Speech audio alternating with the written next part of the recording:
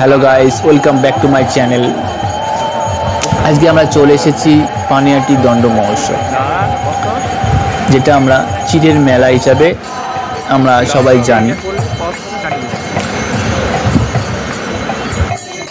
এই যে ঐতিহ্যপূর্ণ এই যে উৎসবটি, এটি হচ্ছে রঘুনাথ দাস গোস্বামীর 509তম দণ্ড মহোৎসব।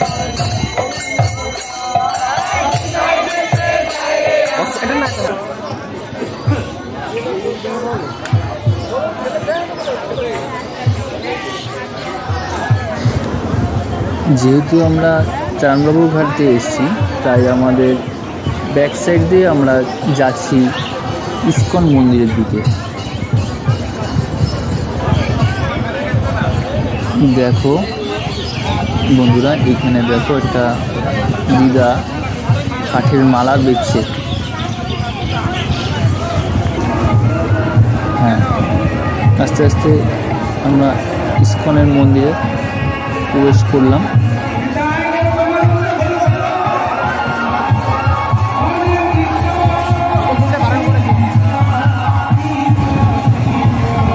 দেখো সেই ইস্কনের মন্দিরের ভেতরটা অসাধারণ একটা পরিবেশ।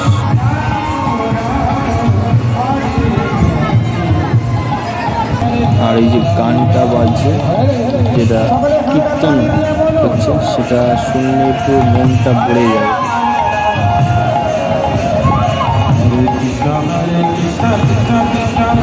অসাধারণ একটা দৃশ্য।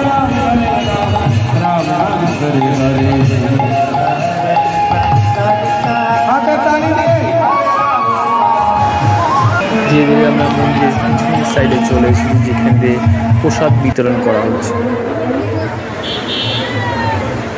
দেখো বন্ধুরা, আমি পেয়ে গেছি প্রসাদ।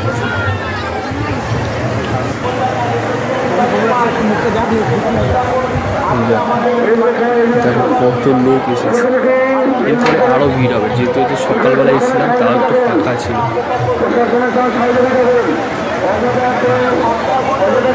তাও আমরা এসেছিলাম 8টা নাগাদ, তখন এরকম। এরপরে তো আরও ভিড় হবে। দেখো এখান থেকে জল দিচ্ছে, জল নিয়ে নিলাম একটা। জলের প্যাকেট করেছিল এখানে, এই দেখো সেই জল।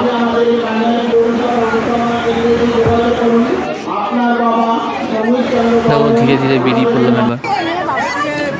এবার দেখো কত সুন্দর সুন্দর, দেখো ময়ূরের পুচ্ছ,